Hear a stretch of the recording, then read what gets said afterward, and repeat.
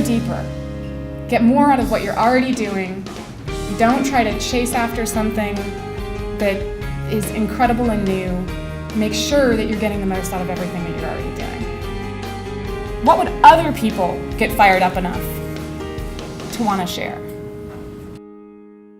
Denim Group is a computer application security company. This year, the timing of the conference was perfect. They found out that General Alexander was going to be attending. Now, this is the guy that's in charge of the NSA, attending a hacker conference. It's like throwing a snowball into the furnace. It's absolutely crazy. So what did? They published a list of questions to ask the general. So very, very techie, hilarious, humorous, playing off of current events. They got tons of play, but the added benefit of this one is that they were able to tag people. They start tagging Snowden, they start tagging General Alexander, they start using popular search phrases that all relate to computer security, and now they're showing up. Their general SEO factor went up incredibly related to this simple, humorous, silly thing that took about a half an hour to do prior to the event. Okay, I am a creative director. I would be remiss if I didn't put something in about branding. If you're in charge of the marketing for your company, you're in charge of the branding. And the number one thing that I have to bag on are just photos. Everybody's using smartphones. They're getting better and better and better. They're incredible quality now, but people have to know how to use them. You've got to use a flash. You've got to tap the screen and get it to focus. You've got to make these photos work for you in a way that most of them aren't working online right now. So, you know, and maybe not even speaking to you. Maybe it's everyone that you're going to go back to your office and talk to and say, you know, let's all agree to stop posting blurry photos. Wouldn't the internet be a better place? I think it would. Okay, so this isn't even a bad photo, not at all.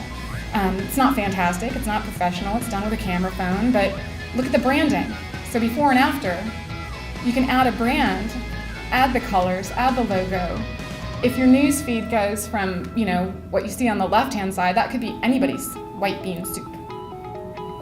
Put some branding in it, and all of a sudden these pictures start popping up, and people instantly recognize it and instantly know what's going on. Social is what this is all about. So this will give you a few minutes to talk amongst yourselves, get to know each other, follow each other, draw a little more.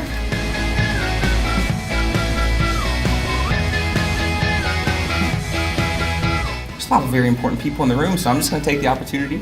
If you just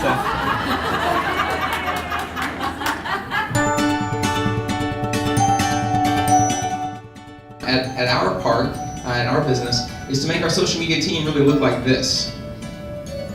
So they come from everywhere in the organization and provide content into us and for us.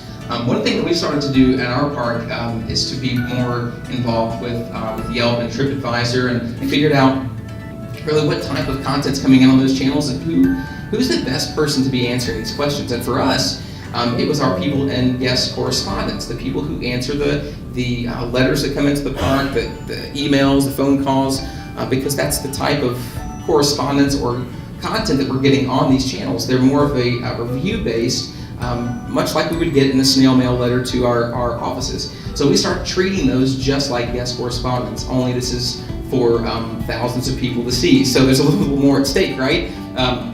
So we have trained our people and our guest correspondence team. They have the keys to be able to reply to people on Yelp and TripAdvisor. And it's a slow go. We're kind of moving and growing into that space, but try to always look for ways that we can pull people into the team and help share the logo a little bit. It really becomes a community and a connection that we share with that blogger, with that social media influencer. And then what we're doing is actually creating a community within the group. So they have their own private group on Facebook. They're sharing life together. About 100 some odd people jump in the icy cold waters of Big Surf Shores at Aquatica. We're going to be in full wig, big brown wig, tank top, the whole Richard Simmons get up. That's really what we're doing. So if you want to see that tomorrow, we encourage you to come out to the park and be freezing for a reason, as we say for Polar Plunge. But an awesome way for us to partner with Special Olympics. So we didn't leave the opportunity out for us to be able to use this as a way to engage people on social. They posted it on their site, we posted it on our site. Social media demands #SocialYou.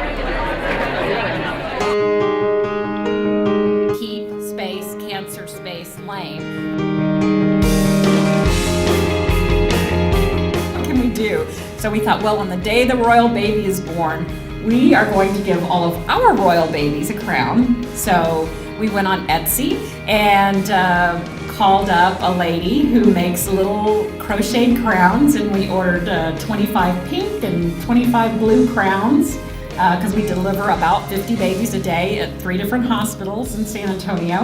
And so everybody loved it.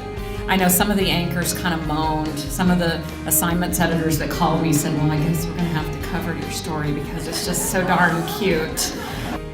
Okay, now warning, this next one is a complaint. Okay, so this person wrote, memo to the biatches at Methodist Hospital on Floyd Curl. I will be there in a few days. And when I get there, I'm going to get ghetto. Oh my God. When we shared that with our security team, freak out. And he was actually very nice and impressed that we had called him because we were scared he was going to come with a gun to the hospital because he was mad about the treatment that his sister was receiving. So there were some issues with that. And so of course, you know, we don't like to hear that. And so the sister, of course, had, once she'd, come out of her coma, had talked with her brother on the phone, and she had her feelings hurt. She hadn't really remembered what happened that led up to her being in a coma. And so she didn't know why she was there. She was very upset, very disoriented. And so, of course, Big Brother was very upset. But not to the point that, he had a gun. He was talking really rough. So then the follow-up message was, thank you to Mustafa and all the staff at SA Health 210 on Floyd Curl for addressing our concern in a rapid manner. #GetWellPatty. So, wow, something that we thought could be potentially really bad was quick.